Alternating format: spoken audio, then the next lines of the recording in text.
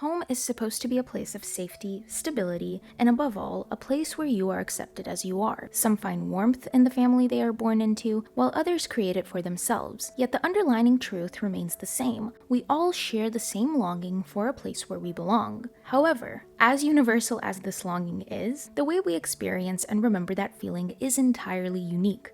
People can share a place for a lifetime and come away with different memories and understandings of what made it home in the first place. For the Lisbon Sisters, home was all of those things, it just also happened to be the place that was killing them. But even so, the central paradox of the Virgin Suicides is that after multiple rereads, I still can't definitively say what drove them to take their own lives. Everything we know about them comes from the neighborhood boys piecing together a story years after the fact, relying on scraps of evidence, secondhand accounts, and the unreliability of memory. Yet no matter how biased or skewed that record is, it still offers a glimpse into what life was like inside that house. We know of the shapeless dresses designed to erase any trace of individuality and femininity, and how makeup hidden underneath a sink in a sock became a small rebellion. And we also, more importantly, know that the parents were warned that their daughters needed room to breathe, and yet Mrs. Lisbon only doubled down on her restrictions. So we can clearly see what was taken from these girls, even if we cannot say with absolute certainty why they stopped fighting for it. Hey everyone, I'm Nikanak, and I make videos about everything I question and overthink, and today I want to explore whether the Lisbon Sisters were failed not just by their parents, but by everything their parents couldn't let go of. So without further ado, let's get into it. Now, for those who haven't read or watched The Virgin Suicides, Jeffrey Eugenides' 1993 debut novel is set in a Michigan suburb in the early 1970s, following the Lisbon family, a strict mother, a detached father, and their 5 daughters, Cecilia, Lux, Bonnie, Mary, and Therese. The tragedy begins when the youngest 13-year-old Cecilia takes her own life, and over the following year, the remaining 4 sisters meet the same end. Decades later, the neighborhood boys, now grown men, obsessively piece together memories and accounts, desperately trying to solve the haunting mystery of why the girls did it. But unfortunately for them, they never get there. But I think I know a place where they should have looked. Now, when people talk about this novel, they tend to put the events happening in the world at large on the back burner, but those events play a far more central role than they get credit for, especially when it comes to the antagonist of the story, Mrs. Lisbon. The early 1970s in America, and in Michigan specifically, was not a calm or stable time, but rather a decade where everything that had once felt permanent was coming apart. The auto industry that had built the state was beginning to decline as factories slowed down and closed up, while the tree-lined middle-class suburb the Lisbons lived in was exactly the kind of place that was supposed to last forever, reality proved far different, and Eugenides mirrors the neighborhood decay through the dying elm trees, but they were only a symptom of a much larger storm. This was the decade of the sexual revolution, the anti-war movement, and the slow death of mid-century American innocence. By the early 70s, the culture had begun to recognize the suffocation of the housewife's life as a real structural problem, rather than something individual women were just failing at. And if you've seen my Rosemary Woodhouse video, you know I get into this through Betty Friedan and her book, The Feminine Mystique. Then, in 1973, the same year this novel is set, Roe v. Wade was decided, giving women across the country the legal right to make decisions about their own bodies. So the world outside the Lisbon house was actively telling women that their lives and their bodies belonged to them. But with this progression, naturally came the collapse of traditional authority. In the 1970s, the Catholic Church was experiencing a massive crisis of faith, as a younger generation began looking for meaning elsewhere. Part of this shift came from within the institution itself. Between 1962 and 1965, the Catholic Church underwent the Second Vatican Council, which was their effort to modernize. So the traditional Mass shifted from Latin into everyday English, and with that change, a lot of the old, untouchable mystery of Catholicism began to fade. And here's the part that really interested me in this. A lot of people who filled those pews weren't there out of deep belief. They were there out of habit and tradition, because that was simply what you did. So when the Catholic Church did modernize with Vatican II, they barely felt it. It didn't threaten anything because their identity was never really staked on the old rituals in the first place. But then there was the other kind of Catholic, the ones whose entire sense of self, of order, of what a woman was and what a family should be, was built on the old church. For them, the Second Vatican Council wasn't a minor update, it was a catastrophe. And the reason I mention this last is because religion is what separates the Lisbon house from the rest of the street. While the neighborhood boys mentioned that their families never went to church, or maybe some did, the Lisbon girls, however, were packed into the station wagon every Sunday and driven to mass. So we can see this very obvious collision of eras playing out around the Lisbon house. On the outside, the world is telling people, and mainly women, they're allowed to want things. Inside, one woman is still enforcing the rules of a world that had already stopped existing. Which brings us to the nucleus of this story, Mrs. Lisbon. The cloud looming over her daughter's development, draining the joy from their youth by policing every minute of their lives. She is described by the boys as a woman they could never find any beauty in. Though when this was happening, the boys were a pack of hormonal teenagers, so their read on a middle-aged woman is worth almost nothing as fact, but it tells you the lens they saw her through. And what strikes me is the suggestion that there was once a beauty there that had since faded. They write, "Whenever we saw Mrs. Lisbon, we looked in vain for some sign of the beauty that must have once been hers. But the plump arms, the brutally cut steel wool hair, and the librarian's glasses foiled us every time. More so, everything in her life ran on a strict, unbending schedule.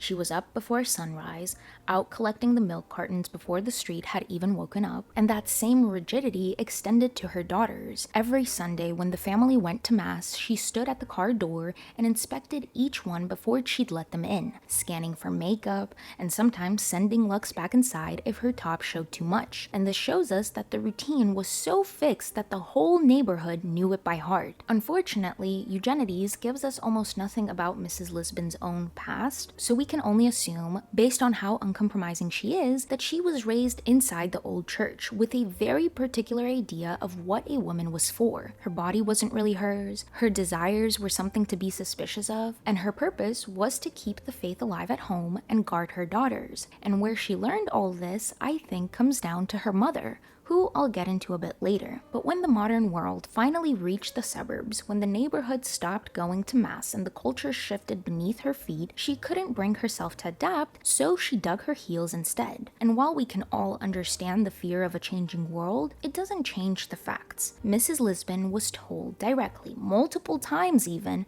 that her grip was hurting her children, and she chose to tighten it anyway. After Cecilia's first attempt, the psychiatrist could not have been clearer. He told the parents to ease their rules, and for a little while they did. Mr. and Mrs. Lisbon loosened their grip and gave the girls a small amount of breathing room. And I cannot help but mention this. When Mrs. Lisbon recounts many years later, the day of Cecilia's death, she describes making Cecilia bathe with the door cracked open so they could check on her. And following Cecilia's suicide attempt, of course she wasn't happy about this. And so Mrs. Lisbon, recounting to the boys, frames Cecilia's reaction to that as ammunition, as though her daughter's hurt over having no privacy was a weapon that was one day going to be used against her. And that word, ammunition, it suggests that Mrs. Lisbon saw her girls as forces working against her, conspiring to make her life harder. What bewilders me here is that she, as if, had forgotten that she was ever a girl herself.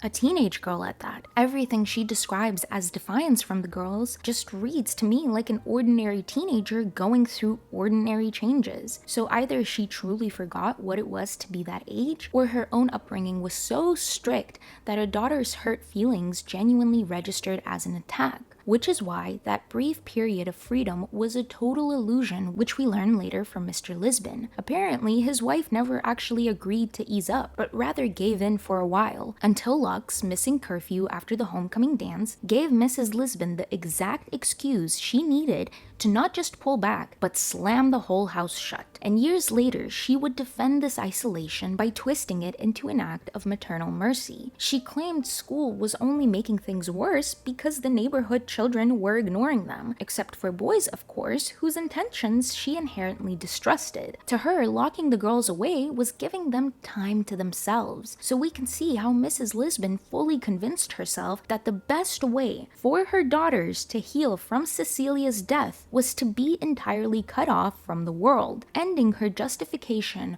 with 3 chilling words.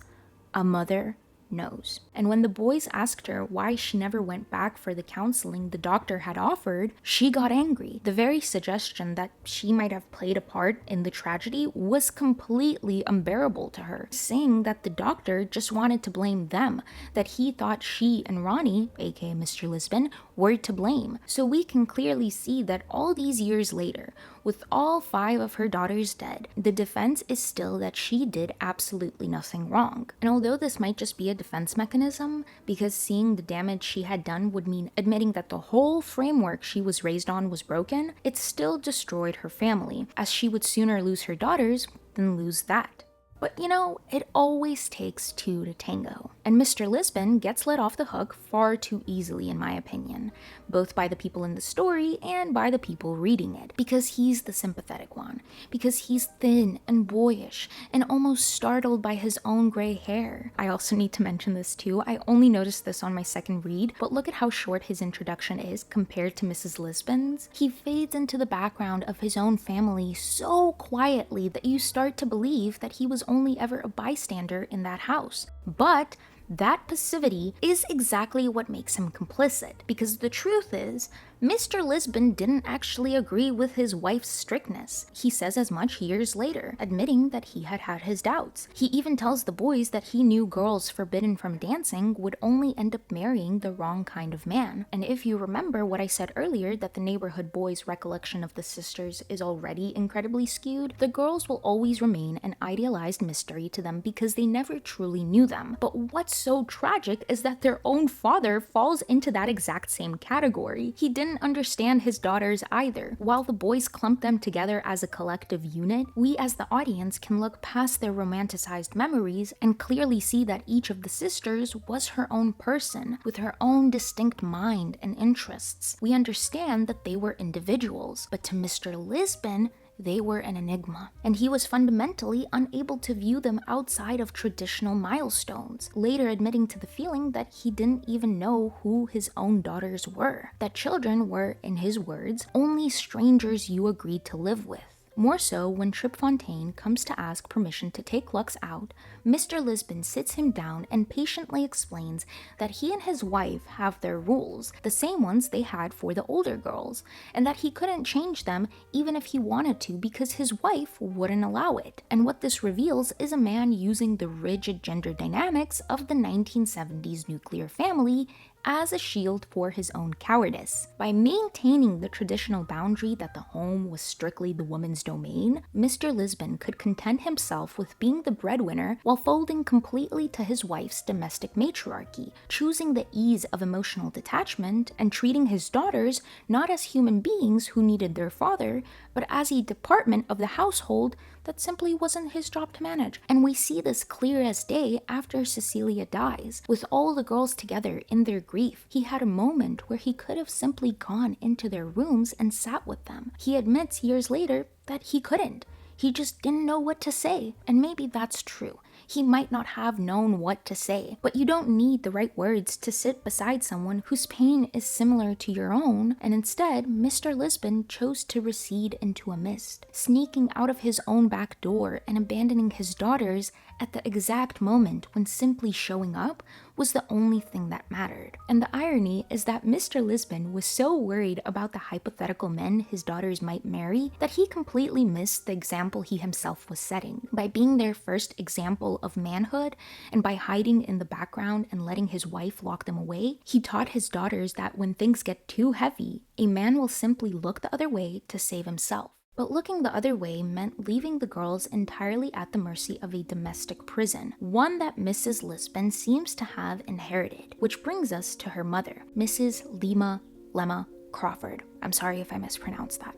After Lux misses curfew, and as the house is being sealed for good, Mrs. Lisbon takes the girls to their grandmother to have the old rules reinforced, and Eugenides describes a dogmatic hierarchy of obedience going straight down from grandmother to mother to daughters, and it reestablishes a pecking order where 3 generations of women sit in total silence, while a dead vegetable garden sits outside under the rain. A perfect visual metaphor for the emotional rot and decay that had already overtaken the family. Years later, when the boys track down Mrs. Crawford, she barely gives them anything. She briefly mentions a heartbreak from years ago before offering up the line that basically sums up the entire family. She tells them that while you never truly get over a tragedy, you eventually get to a place where it just doesn't bother you so much. And then she immediately changes the subject to the weather and hangs up. So that dismissive hang-up is the entire dynamic in a nutshell. You swallow your pain, you don't talk about it, and you move on. And good for her, I suppose, for getting there, for learning to live with whatever she was part of,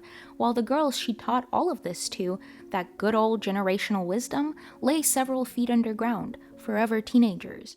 Now it's time we take a look at the girls, and what this actually did to them, day to day, inside that house. And given that the Lisbon household worked like a panopticon, Mrs. Lisbon created an environment where the girls were constantly under surveillance. She oversaw the knitting, checked the TV guide before a channel could be changed, and tracked Cecilia through the rooms by the rattle of her bracelets, like keeping tabs on an animal with a bell on its collar. And piece by piece, everything that made these girls actual people was stripped away. Their bodies came first. Mrs. Lisbon never gave them a single beauty tip and banned women's magazines from the house. She sewed their homecoming dresses herself and added inches everywhere until 4 different girls walked out in 4 identical shapeless sacks. Mary kept her makeup hidden in a sock under the sink. Lux wrote a boy's name on her underwear and came home to find that her mother had bleached every trace of it, showing the girls that their bodies weren't theirs and that it was a problem to be dealt with. Next came their inner lives, led by 13-year-old Cecilia, who filled her room with tarot cards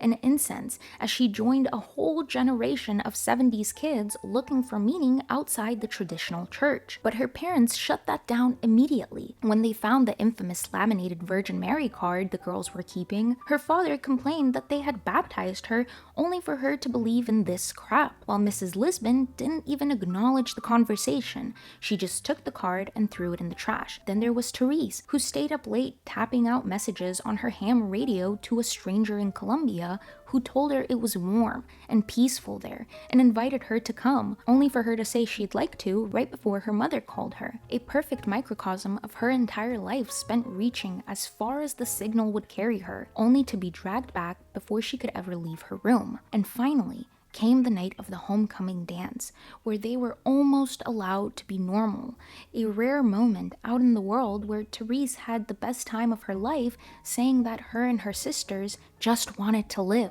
if anyone would let them. But as we know, nobody did. So I keep coming back to my original question. Were they failed by everything their parents couldn't let go of?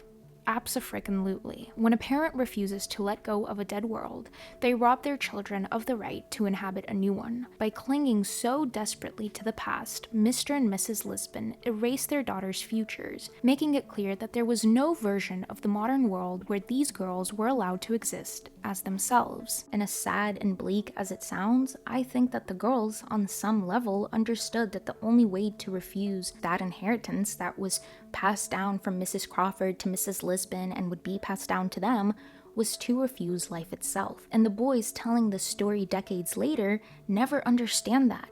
They look for a hidden chemical imbalance or some abstract curse and call it selfishness, because facing the truth, I think, would mean admitting that in a decade where the American dream was already rotting from the inside out, the neighborhood chose to protect their own illusion of suburban innocence rather than trying to help the girls. And the parents never understood it either. Years later, when the boys speak with Mrs. Lisbon, they ask her if she finally understands why her daughters died.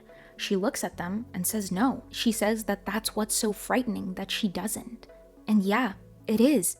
So to conclude, as the culture shifted, the parents panicked.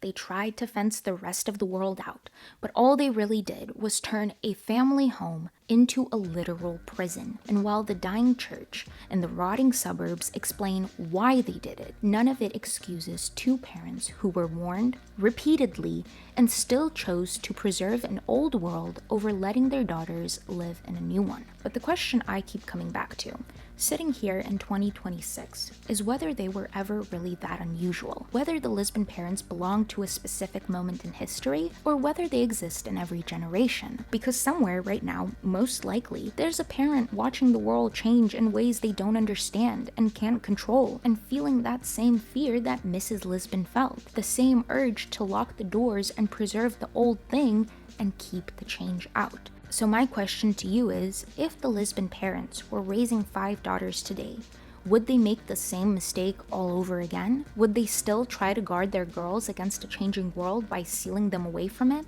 Let me know in the comments down below. And if you are still here, thank you so much for watching. And now remember, the important thing is to never, ever, ever stop questioning. Even me. Till next time.